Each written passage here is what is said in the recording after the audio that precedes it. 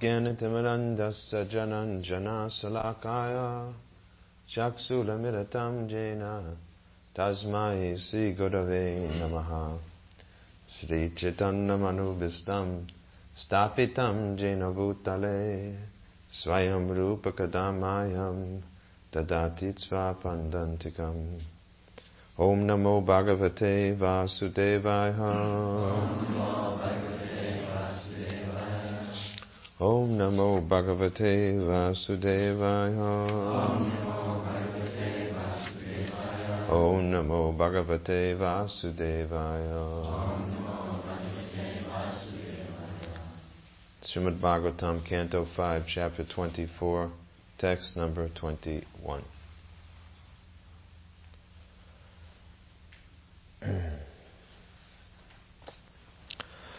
Tad bhaktanam atmavatam sarvesham atmani atmada atmataiva.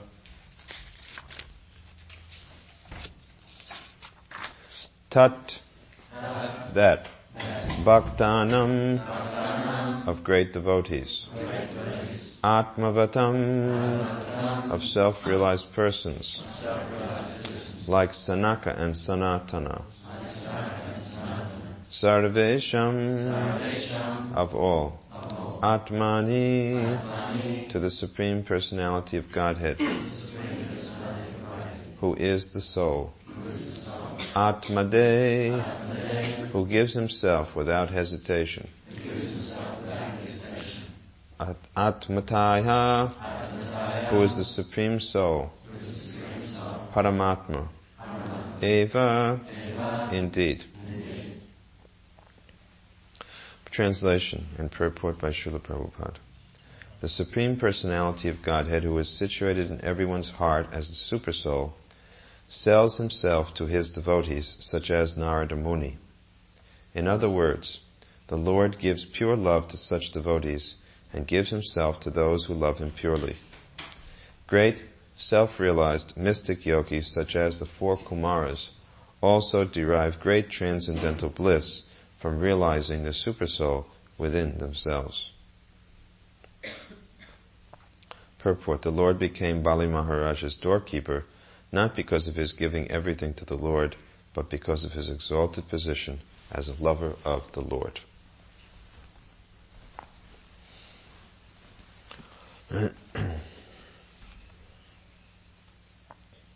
Vanchakalpatarubhaischa kipasindubhihe pachapatitanam bhavanebhyo vaishnavebhyo namo namaha.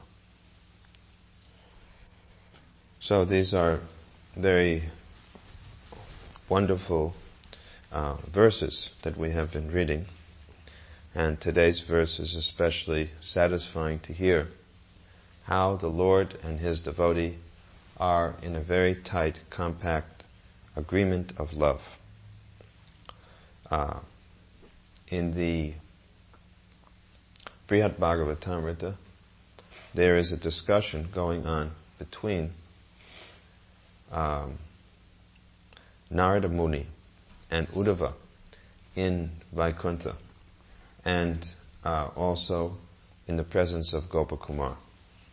And in that, it is mentioned in that section how the devotees are able to capture the Lord's heart.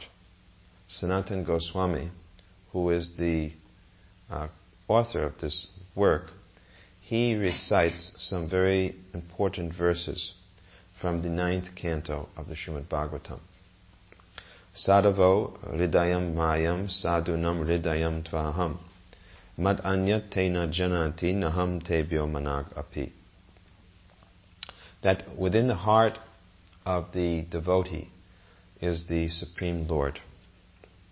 When it says that the Lord is within the heart of his devotee, it is not a figurative speech, not something symbolic, but factual. That within his heart, a devotee sees Krishna. And not only does he see Krishna, he sees Krishna and Krishna with his devotees. And not only does he see Krishna with his devotees, but he sees Krishna and the devotees performing their eternal pastimes. And all of this goes on within the heart of a devotee. Therefore, a devotee's heart is said to be a dham. Dham means the transcendental abode of the Lord, where he performs his pastimes. And so it is said that a devotee is like a place of pilgrimage. We may go to a place of pilgrimage. We may take our bath in a place of pilgrimage. We may visit the holy places in a place of pilgrimage. But if we don't meet a pure devotee of the Lord, then our pilgrimage is incomplete. Because the pure devotees of the Lord are constantly discussing the transcendental pastimes of the Lord. And the pure devotees, because of their full surrender to Krishna, they can understand the heart of the Lord. They can understand the Lord's purpose. Otherwise, it is very difficult to understand Krishna. Great yogis try to understand him. They meditate for thousands of even millions of years. But it is very difficult to understand Krishna. But in the Gita we see, Yogi namapi sarveshan matgatenantaratmana shradhavan bhajanti omam same yuktatama mataha. Of all the yogis, the one who can understand Krishna as he is, the personality of Godhead, meditating on his transcendental form, is the best of all. And surely he understands everything about the Lord, because the devotee of the Lord is within the heart of the Lord. Nothing is hidden from the understanding of a devotee. Just as we see in these purports, Srila Prabhupada is a qualified person to explain the Bhagavatam, the Gita. In the Bhagavad Gita, it says that unless one is a devotee of the Lord, Bhaktosi me sakacheti, then this secret of the Gita cannot be understood. Why? Because it is natural that even within family affairs we see that if there are some very confidential things that family members are speaking about, they will only speak these things in front of other family members. They will not speak them openly in public. So similarly, Krishna does not openly reveal the most confidential secrets of bhakti to just anyone. But he only does so before someone who is his unalloyed devotee. Therefore, we see what is that verse from Brahma Samhita? That I am not known in the Vedas, but only by bhakti. Vedesha durlabham, adurlabham atma bhakto. I cannot be understood simply by studying the Vedas, but I can be understood by my pure devotees who perform devotional service. In the Bhagavatam we see Muktam dadati karichit smana bhakti yogam, that Krishna is prepared to even award liberation. Liberation or salvation is something that in all religions is considered a very great thing, to become saved. Just like Christians are praying to get saved. Or the Gyanis, the scholarly impersonalists, they pray for liberation. And God is very willing to give such liberation. But bhakti, he doesn't give very easily. So why is bhakti so carefully held onto by Krishna? This is explained again in the 9th canto. Aham bhakti paradino hi avastantra eva dvija sadhu birgrasta hridayo bhaktir bhakta jana priya. Krishna explains. Usually they don't close this, isn't it? Oh, okay. Krishna says that in this verse, Aham bhakta paradino, Bhakta Paradina means that that Aham Bhakta Paradina means I am dependent on the will of my devotees. So this is something very special. Normally we see that a devotee is dependent upon the will of Krishna. And in fact we try to make ourselves dependent upon Krishna's desire. But here Krishna says that I am dependent upon my devotee's will. And we see that in the loving affairs of Krishna and his eternal associates. That Krishna more appreciates when a devotee has reached the stage of love where he feels himself to be equal to or even superior to the Lord. Now normally this is considered an offensive mentality. Anyone who thinks themselves equal to God or calls themselves God, Prabhupada said, is no better than a dog. And yet here we find in Krishna's pastimes in Vrindavan that the devotees not only think themselves equal to God, but superior to God. Mother Yasoda, Krishna's mother, actually thinks that Krishna is only my child. He doesn't know what should be done, what should not be done. I have to feed him, I have to dress him. If I don't call him from the fields where he's playing with his friends, then he will forget to eat. Now Krishna has become too skinny. He is not eating enough. And she's thinking just like this, like a superior, like a mother would worry about her child. So Mother Yasoda worries about Krishna.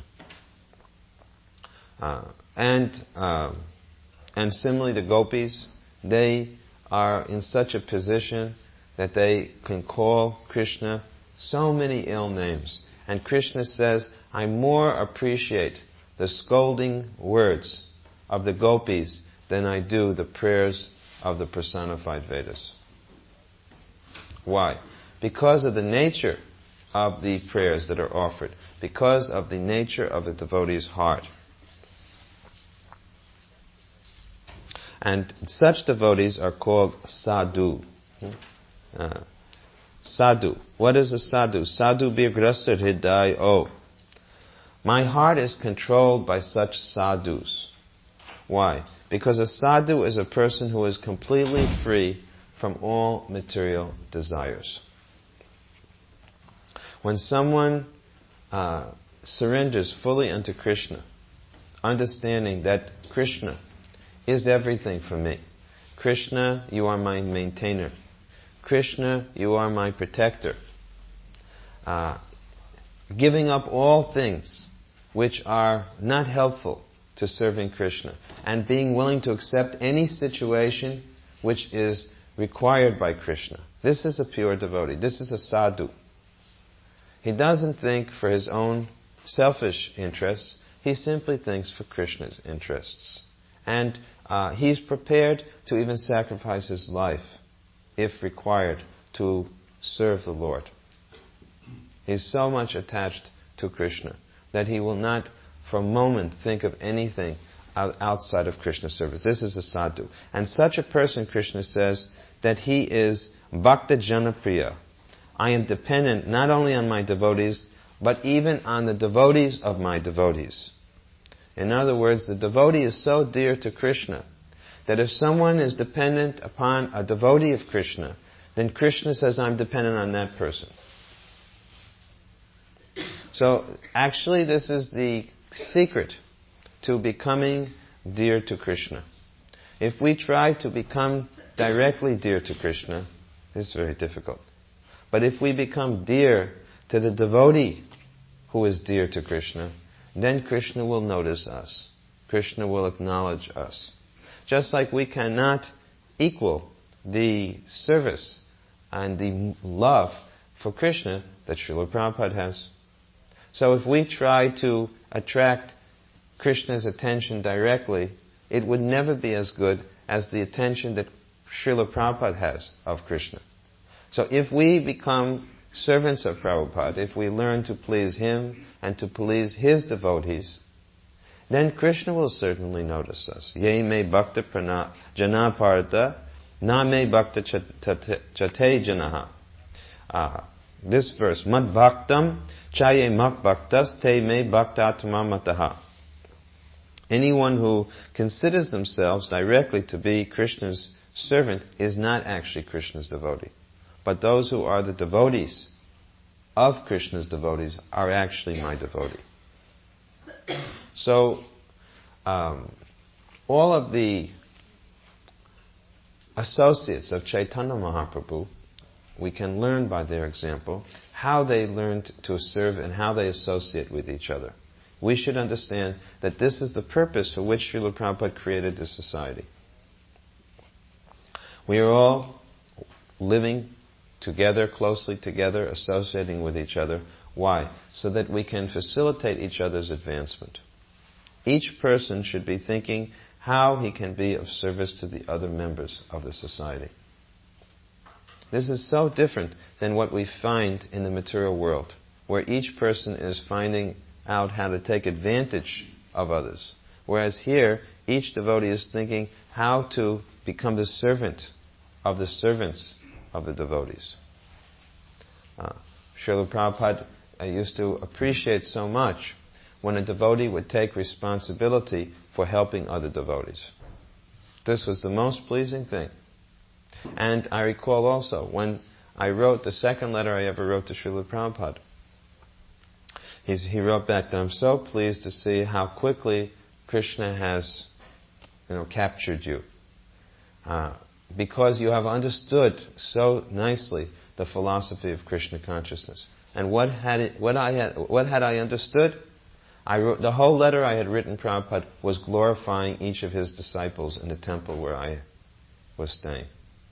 And Prabhupada wrote back, you have so quickly captured and understood the philosophy of Krishna consciousness. Because in one sentence, the philosophy of Krishna consciousness is to please and glorify the devotees of Krishna.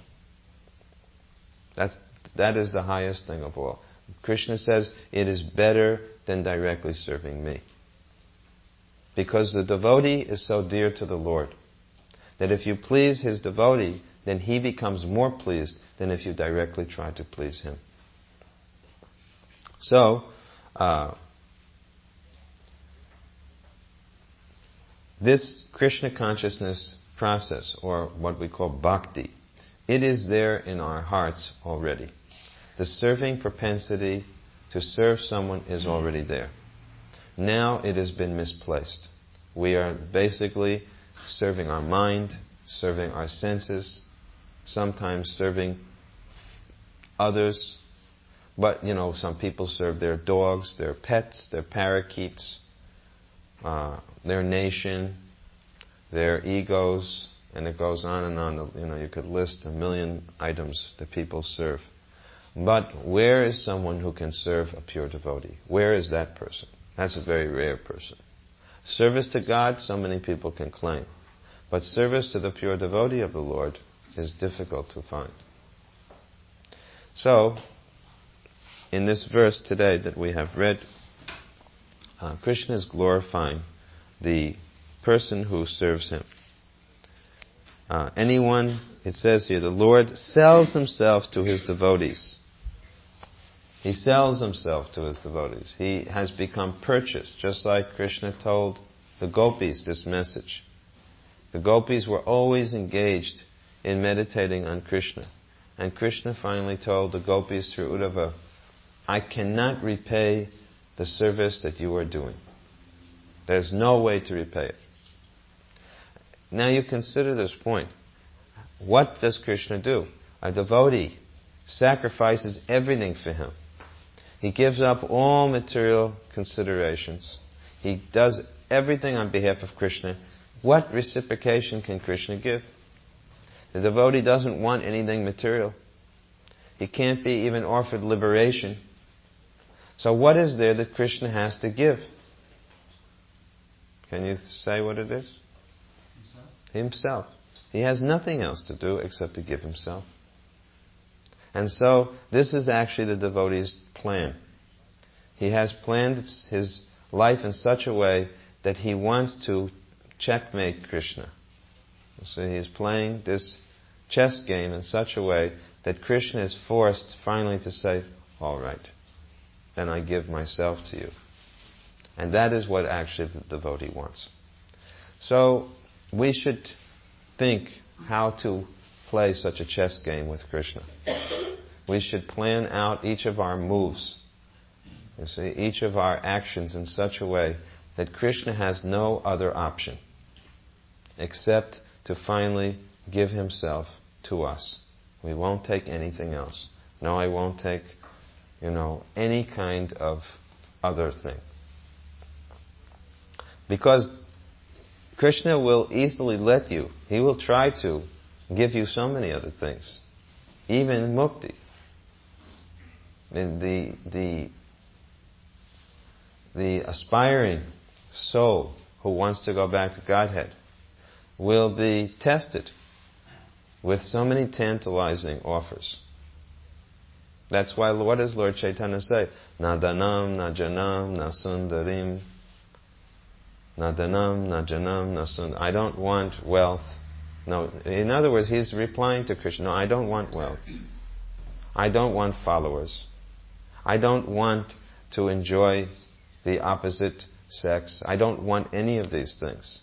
And then he says, Janmani, Janmani, I don't want liberation because I'm prepared birth after birth to come back. But I only want one thing, and that is bhakti. And what kind of bhakti? You see, what kind of bhakti does he want? Only that kind of bhakti which the residents of Vrindavan have. This is what Lord Chaitanya wants. And not only what the residents of Vrindavan has, he wants that kind of bhakti that the gopis of Vrindavan, of all the residents, have. So he is so particular and specific in his desire. And as a result of that, Krishna must fulfill ye yatamam prapadyante tam stataiva bhajamyaham. According to the desire, the request that you make, then Krishna must certainly fulfill that desire. So we want to follow such exalted persons as are in our disciplic line, and not allow ourselves to be easily tantalized into accepting something less. We don't want liberation. We don't want Vaikuntha residence. We don't want to reside in Dwarka. We don't want to reside in Mathura. We only want to reside in Braj. And so long we maintain such a strong desire, then gradually Krishna will have to come to the point of fulfilling it.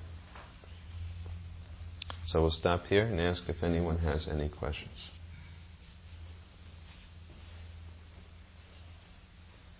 Maharaj, sometimes what the mind does is we think that's such an unattainable goal because we're so fallen that the mind tells us, oh well, you can just, even in the heavenly planets, they still worship Krishna, so you can... No, they don't worship Krishna in the heavenly planets.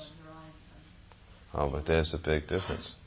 Because when Narayan presented himself when Krishna presented himself as Narayan before the gopis, they were uninterested.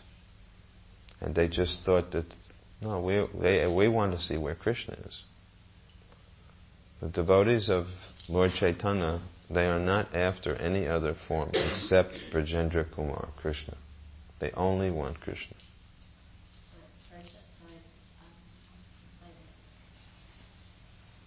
Is it better to say, well, I don't care how many lifetimes it takes, that's the goal that I'm going to pursue, rather than settle for anything else? Is that a better mentality? Oh, much better.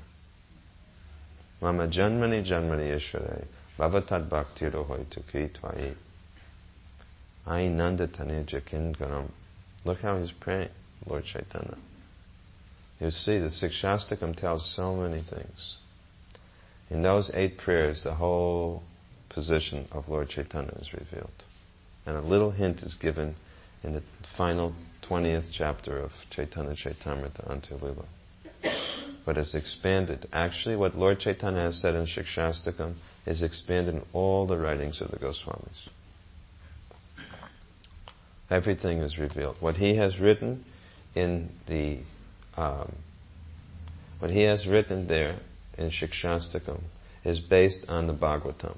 The Bhagavatam leads to the 10th canto, and especially to the section of the Vrindavan pastimes, and especially to the dealings with the gopis. And all of those things are contained then in the Shikshastakam. And based on the Bhagavatam and the Shikshastakam, Sanatana Goswami has written Brihad Bhagavatamrita.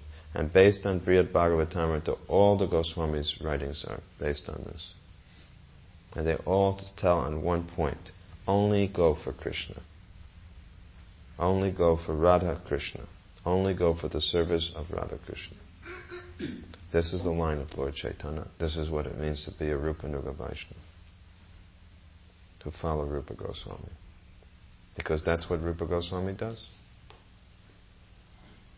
So, if we all go out in the spiritual world and engage in those pastimes, how does it work? How do we go these where the Krishna? In the Radha Krishna Ganadesha Dipika, it explains how there are billions and billions of gopis. And there's no shortage of space. In fact, it describes, it's mentioned that when Krishna danced Ras Leela and was on the bank of the Jamuna, there were billions of gopis. Now, if you line up billions of gopis on the bank of the Jamuna in Vrindavan, it won't fit. You can't fit billions of people. But the Dham has the ability to expand and contract according to Krishna's needs. And the spiritual dimension is not calculated in a two-dimensional way that we calculate, or three, this direction. It doesn't work like that. There is the ability, it is a Chinta Shakti. It is a spiritual Dham, and it has scope for unlimited devotees of Krishna to serve him in so many different varieties of ways, without bumping into each other or anything like this. So you don't have to worry that, what will I do? Each devotee will get the personal opportunity to serve Radha and Krishna if that is their desire. And by the arrangement of Krishna it becomes possible. As inconceivable as it may seem to our limited brains, it can all be adjusted by the internal energy. She can adjust everything perfectly to make it possible. Just as we see in Krishna's eating with the cowherd boys, each cowherd boy felt that Krishna was personally sitting with him. And each cowherd girl felt that Krishna was personally dancing with him. And Krishna can make such an arrangement. So, the problem is not Krishna's. He has no problem fitting us in. We have a problem wanting to be fit in. We are trying so hard to find our niche in the material world. So, Krishna can't fit us in for that reason. Otherwise, when you say, okay, I'm not interested in the material world, I'm only interested to return back to you, then he'll immediately make all arrangements.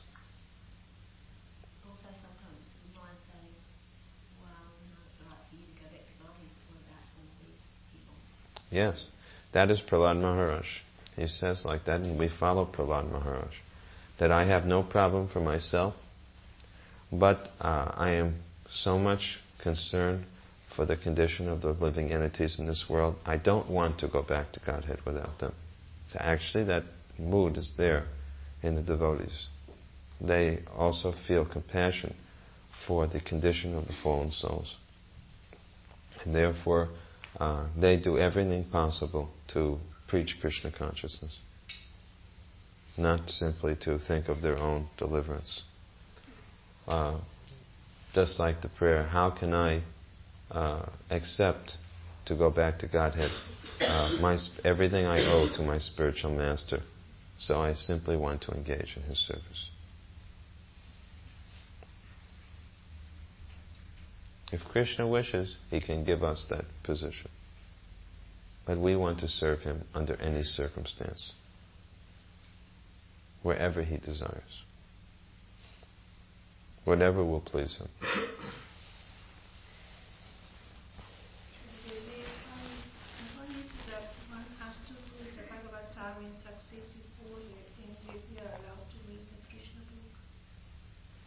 Yes. Why do we have to read the Bhagavatam in successive order? But we're allowed to read the Krishna book. We read the Bhagavatam in successive order so that we can appreciate the transcendental nature of God. If we just read the 10th canto, we will not be able to remember or properly appreciate Krishna. Our hearts will not be sufficiently purified, and so we will take it as some ordinary dealings between boy and girl, Radha and Krishna. So then why is it that we can immediately read Krishna book?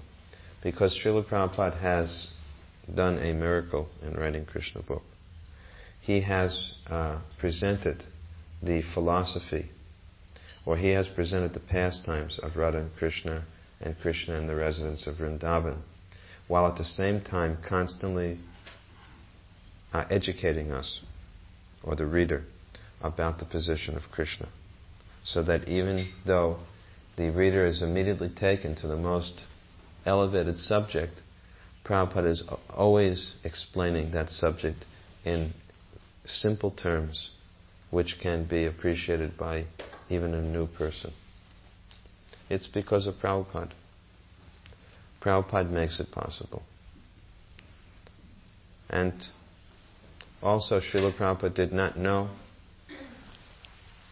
or you can say he did know, that he would not complete the whole Bhagavatam. And so he immediately translated the most important part of the Bhagavatam, the 10th canto. Because he didn't know how long Krishna would let him stay. And as it turned out, he only finished the first 14 chapters.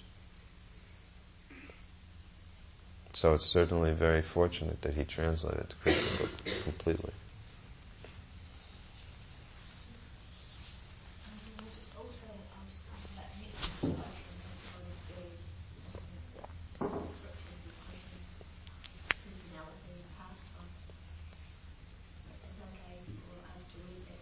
Yes, nectar devotion is essential. The next book, Prabhupada translated together Krishna book and nectar devotion at the same time. I remember that when he was working on the translation in Los Angeles, it was 1968. We used to get the chapters as they would come out. And, as Prabhupada would dictate them, we'd get copies of the manuscript and read them. And he said that we have to. He said, Krishna book is about Krishna and nectar devotion is Radharani. Actually, one of the lady pujaris said to Shilavati, and Prabhupada said, very good. Because nectar devotion is the mood of the devotees of Krishna. And it's the science, and it's so important. The Krishna book can be appreciated. Srimad Bhagavatam 10th canto can be appreciated if you can properly understand the nectar devotion. So it's very, very important to properly understand the nectar devotion. It's a science. The love of God is a science. Once you understand it, it will help you when you read Krishna book instead of only just... You see, at first we just read in the pastimes. Then, after understanding the science better, we will analyze the pastimes. And then, after that, we will forget the analysis and just read the pastimes. So that's how it will work. First you'll read the pastimes and just relish them. Then you will learn to scientifically analyze what are all of the emotions that the devotees feel interacting with Krishna. So many things you'll start to understand. And then after it, you'll forget it all and just read the pastimes. But you won't forget it. It will have deeper understanding. Yes. The living entities in the spirit, all the living entities personally serve Krishna? No, because they're not all in Krishna Loka. Some of them serve Lord Narayan. Well, the ones on Krishna Loka. They all serve Krishna. Everyone. It's all personal. There's nothing impersonal. No, what I'm saying is, do they serve other devotees who are serving Krishna? That's also serving Krishna. It's not so different. Everybody has connection with Krishna, whether through another devotee or through directly. There are so many assistants. Each of the gopis have their assistants. But the gopis all serve Krishna, so their assistants serve Krishna by assisting the principal gopis. Similarly, the household servants of Yasoda and Nanda Maharaj, who serve Yasoda and Nanda Maharaj.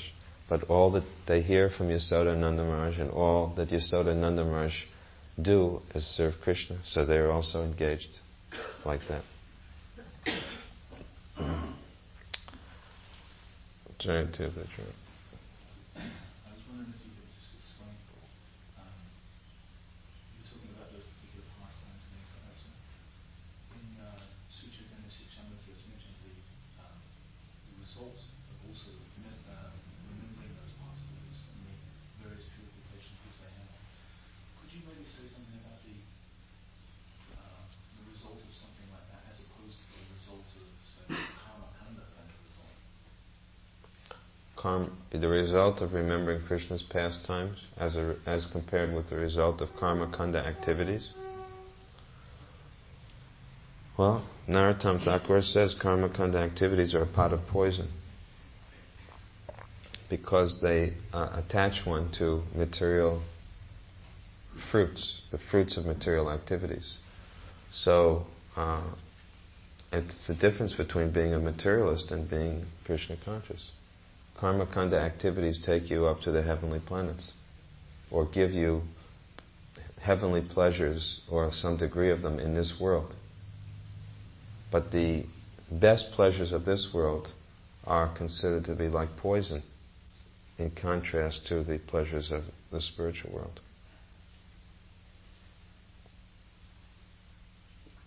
What I was thinking is more in the sense that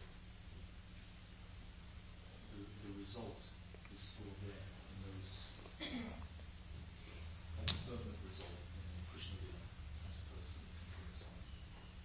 Could you bring up something like that? Maybe you should bring it up.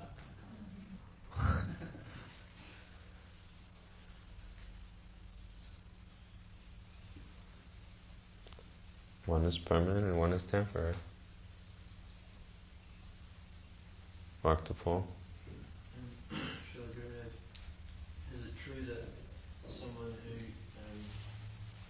desires to go to Vaikuntha planets may still be harbouring some material desire which is stopping them from the full surrender that allows them to go to Goloka? Not material desire, but there is some preference for the opulence of Lord Narayan.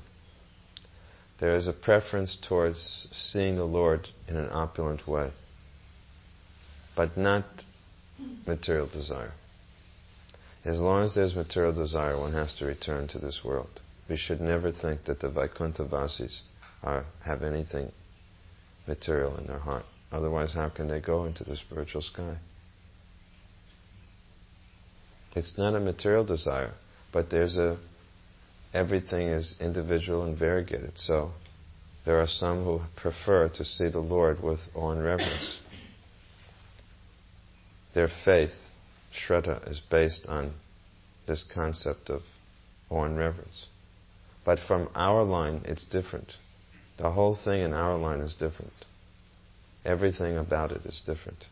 The worship of the form of Radha and Krishna, the hearing of pastimes of Krishna's Vrindavan Leela, the worship of Tulsi with the songs that we sing, what to speak of the worship of Lord Chaitanya and his associates, Chaitanya Chaitamrita. Everything is meant to bring on spontaneous devotion. That's the line of Lord Chaitanya. It leads this, whereas the other sampradayas generally can lead to Vaikuntha. Ours doesn't. Our line of teaching goes to Vrindavan, Goloka Vrindavan.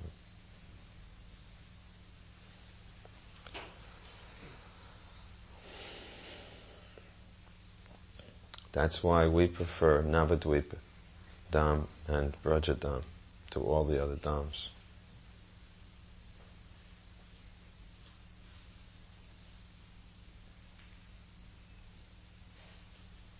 Yeah. Guru Maharaj, I'm trying to understand, just like it says in the Bhagavatam, that you can't move your arm without the demigod's sanction. You can't breathe, you can't do so many different things. It seems as though it's a prerequisite for surrender that you understand that you control. So, could you Yes. give an insight how you can see like this? Yes, this is a very good question. You always ask very good questions. He does ask very good questions. I always see that. So this question is very good, and there's a very easy solution to this, which is that one should place oneself firmly under the control of the Guru. And even better, under the control of the temple president. This goes back to yesterday's class. Now I can get heavy again. But I won't. I wouldn't want to leave you with that taste on the day that I'm going. But actually, this is such a good point, that we are so completely controlled, so that the best way to become controlled is to get immediate control. You see, long-distance control leaves for a lot of slack. But close-up control is much more control. So the best thing is that the temple president, everybody should work under the temple president. And that control will then be felt. And also under the Guru. One should feel oneself to be controlled by one's Guru and the temple president. Twice you did that. When you mention the word temple president.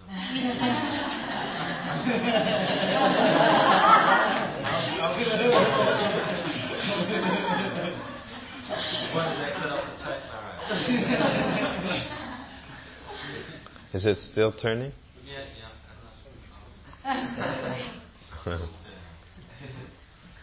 So, that's really practical, I think. That, and it's such a simple point, and Srila Prabhupada actually set it up this way. You know, in other religions they have this also, the sanctity of, like in the Buddhists, they have, what is it called? Anybody know? I forget what they call their organization, but it's it's written right into their scripture that the organization itself is part of the spiritual process. You know, fealty, loyalty, and discipline within the organization is itself part of the actual process. The Catholic Church has the same thing. They wrote it right into the scriptures, so to speak, themselves. And Prabhupada, being the founder Acharya of ISKCON and the writer of all of these literatures, he actually wrote it into the very process of Krishna consciousness. And that's why he'll see statements in Prabhupada's books like, you can't be Krishna conscious outside of ISKCON. I mean, it's a very heavy statement, and it really frustrates people a lot who don't want to work within the society.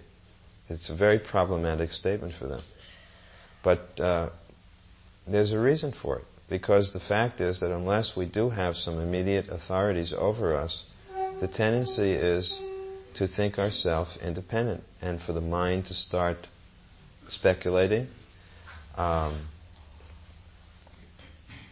for desires to come out and not be checked and to justify these desires as being spiritual.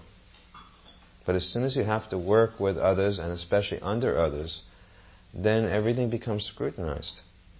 And if we're actually wanting to please Krishna, why should we be afraid? But if the fear is that my independence will be taken away from me. Now, actually, Krishna is supremely independent, and we are all parts and parcels of Krishna, which means we all have a desire to be independent. But the solution is that when you become totally dependent on Krishna, then Krishna gives you full independence to do whatever you want, because you've proven your trustworthiness. But the problem is that we want that independence before becoming totally dependent. And therefore, what happens? We don't get it. Instead, we become dependent on our minds and intelligence, and which means the material energy. This is there is a problem with some jewelry fell off of Lord Chaitanya. Did you see? There's a problem with those who want to be independent. They have a problem with the philosophy, because the philosophy doesn't really facilitate that understanding. It doesn't facilitate their desire. So, since it just seems so much easier to just finally give in instead of having to wait for old age to make you bow. It seems so much easier to voluntarily accept these points. I was cheated once, and that's why I'm not going to surrender again. That's actually the basic fear. Otherwise, in the beginning, practically everybody surrenders in the beginning.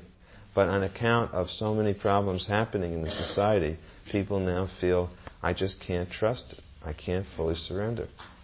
But the problem is that the philosophy dictates that one has to surrender to make advancement. So the only solution is, that you don't throw the baby out with the bathwater. The principle of surrender remains. The need to find a proper authority remains. And that all you can say then is, I've got to search out such a person. But you can't change the philosophy or the system. Then you won't land up surrendering. You just have to keep looking until you can find someone that you trust. And if you don't find anyone, then you have to say, I'm very unfortunate. And then obviously the problem is oneself. Because if someone keeps saying there is no one worth trusting, I don't think people are so foolish to say that. They don't say that. There's no one worth trusting. They just say, I've just become so, it's very hard for me to put faith anymore. Full faith. And then what you do is you have to find out what's the way to again develop the ability to have faith.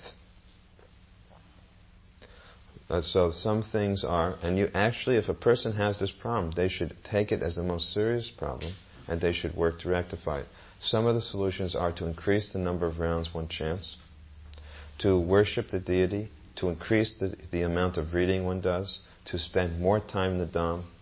In other words, one should not conduct one's business as usual, if that's the problem. One should take it that this is a very serious problem I've developed, and I have to immediately attend to it. And I should not put it off for doing business as usual. I should not think, well, it's okay, I'll take care of it gradually. Because actually the wrong mentality will affect all of one's thinking and all of one's plans and all that one does. And it will disturb one's, it will spoil one's chances for success in one's other activities. So the problem is that we're just, impatient, and we somehow think that we can skirt the issue, but it can't be skirted. It can't be skirted. Krishna is just so perceptive. Who are we trying to fool?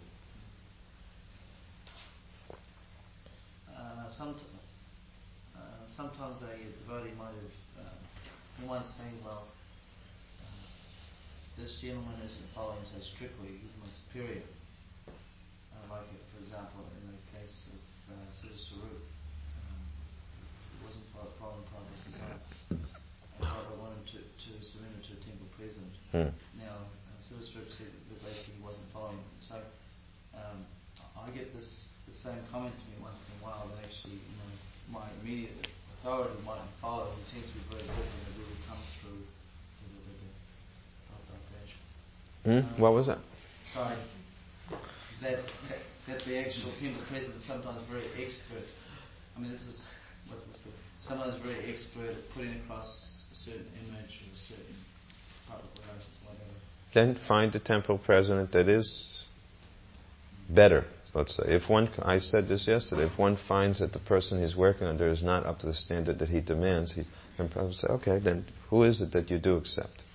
Then work under that person. Someone had their hand up on this side, the ladies, yes. Sure, I was going to ask Krishna, if someone is attracted to a pastimes of Krishna's in Dwarka, is it also in Gaura Vrindavan? I'm not very... If someone is attracted to the pastimes of Krishna in Dwarka, then it depends. If that's their eternal attraction, then they'll go to Dwarka.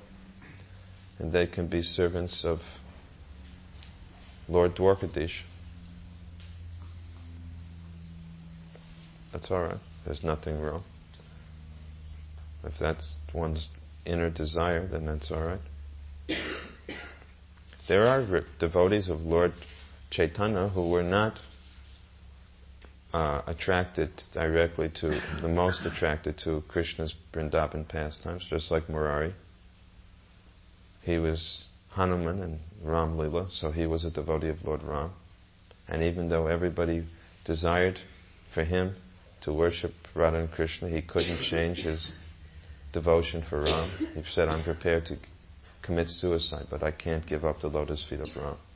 Similarly with Anupam, the brother of Rupa and Sanatan. So there are some examples like that. But generally, most of the followers of Lord Chaitanya are attracted to Krishna, Vrindavan Krishna. That's why they come. That's why Krishna arranges. He's sitting in the heart of all living entities and he directs their wanderings. He knows what each person needs. So we'll see. Now we're here. We'll see. If we make it back in this lifetime, it will be seen. If not, we'll see which society we're in the next lifetime. It'll all gradually become clear. I hope that we get to the goal. I'm sorry to change the subject, but just one point that came to mind there is that if someone is dissatisfied or unhappy with the example that Inquiry is receiving, the proper process is to take to the GDC and to a higher authority before they start thinking about changing temples. Oh yes, that's true also. If someone's dissatisfied with the authority, first take it up to the next higher level. That's what they would have done in Prabhupada's time. I think we'll stop here. I want to thank you for allowing me to come here to be with all of you. And I only can come once a year here, so I hope that I can stay longer next time. I hope Lord Chaitanya, Nityananda and their devotees allow that. Thank you. Hare Krishna.